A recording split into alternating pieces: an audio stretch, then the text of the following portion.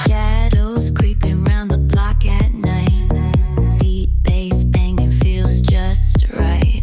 Strong vibes rolling, drum line heavy. This groove's alive, keep your tempo steady. Feel the heat, let it rise in your chest. Bounce to the rhythm, no need for rest. Groove so fierce, gonna light the streets. We own the night, feel the heat. Moonlight sharp slicing through. मित्रांनो, जर तुम्ही सध्या Beed bypass वरून जात असाल तर एक गोष्ट तुमच्या लक्षात नक्की आली असेल.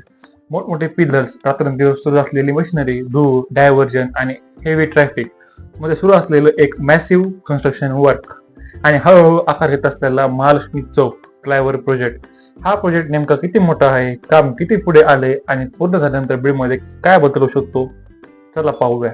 Night, feel the heat. Moonlight sharp slicing through the fog. Pulse of the beat like a heartbeat jog. Step into the rhythm like a king, it's clear. मित्रांनो, ज्या चौकात रोज अपघात, ट्रॅफिक आणि गोंधळ व्हायचा, त्याच महालक्ष्मी चौकात आता बीडमधील सर्वात मोठ्या आणि फास्ट प्रोजेक्टचं काम सुरू आहे. आणि हा फ्लायओव्हर पूर्ण झाला तर या भागाचा पूर्ण चेहरा मोहराच बदलू शकतो. नमस्कार मित्रांनो, मी रोहन आणि तुम्ही पाहत आहात रोहन अनफिल्टर्ड, माझं बीड डेव्हलपमेंट सिरीज. या सिरीज मध्ये आपण पाहतो बीडमधील ग्राउंड रियालिटी, सुरू असलेले डेव्हलपमेंट प्रोजेक्ट आणि शहरात खरंच काय बदललंय ते. Strikes when the flow ignites. Hands in the air, let the passion explode. आज आपण आलो आहोत बीड बायपास वरील महालक्ष्मी चौक इथे. तिथे सध्या सुरू आहे बीडमधील सर्वात महत्वाच्या फ्लायओव्हर प्रोजेक्टचं काम. हा फक्त एक फ्लायओव्हर नाही, हा बीड शहरातील सेफ्टी, ट्रॅफिक फ्लो आणि फ्युचर कनेक्टिव्हिटीसाठी खूप मोठा प्रोजेक्ट मानला जातो. कारण काही वर्षापूर्वीपर्यंत हा चौक म्हणजे सतत traffic jam, heavy truck movement, dangerous cross traffic आणि वारंवार होणारे अपघात. विशेषतः रात्रीच्या वेळी इथे मोठ्या वाहनामुळे आणि चुकीच्या क्रॉसिंगमुळे परिस्थिती आणखी रिस्की व्हायची. म्हणून या फ्लायओव्हरची मागणी खूप दिवसापासून होत होती आणि आता या प्रोजेक्टचं काम खूप वेगाने पुढे जाताना दिसते. सध्या साईटवर मॅसिव्ह अर्थवर्क सुरू आहे. फ्लायओव्हरच्या अप्रोच रोडचे लेवलिंग सुरू आहे. हेवी रोलर्स आणि ग्रेडर्स कंटिन्युअसली काम करत आहेत. डंपर्स आणि जेसीबीज सतत मटेरियल मुवमेंट करत आहेत. संपूर्ण परिसरात मोठ्या प्रमाणावर कन्स्ट्रक्शन ऍक्टिव्हिटी दिसते. या फ्लायओव्हर मध्ये मॉडर्न इन्फ्रास्ट्रक्चर टेक्निक्स वापरले जात आहेत. बाजूला दिसणाऱ्या मोठ्या कॉन्क्रीट पॅनल वॉल्स या रिएन्फोर्स अर्थ वॉल्स आहेत. यामुळे जागा कमी लागते, स्ट्रक्चर मजबूत बनतो आणि फ्लायओव्हर अप्रोच अधिक स्टेबल राहतो. त्यावर काही डेकोरेटिव्ह डिझाईन्स देखील दिसतात, म्हणजे इन्फ्रास्ट्रक्चर सोबत ऍस्थेटिक्स वरही लक्ष दिलं जाते.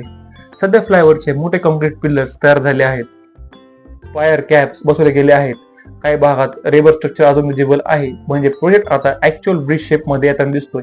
आता पुढचा मोठा टप्पा असेल ग्रेडर लॉन्चिंग आणि वरचा मेन डेक कन्स्ट्रक्शन.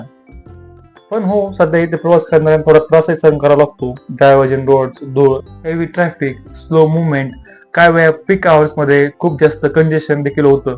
पण महत्वाची गोष्ट म्हणजे हा त्रास टेम्पररी आहे, कारण हा फ्लायओव्हर पूर्ण झाल्यावर या चौकातील ट्रॅफिक मुवमेंट पूर्ण बदलू शकतो.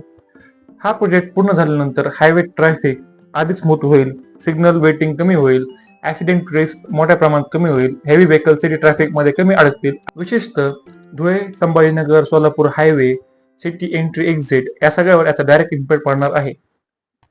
आणखी एक महत्वाची गोष्ट, स्थानिक नागरिकांची अशी भावना आहे की इथं छत्रपती संभाजी महाराजांचं स्मारक फ्लायओव्हरमुळे झाकलं जाऊ नये, उलट इथे अधिक भव्य आणि प्रेरणादायी स्मारक उभारलं जावं, अशी मागणी शासनाकडे करण्यात आली आहे.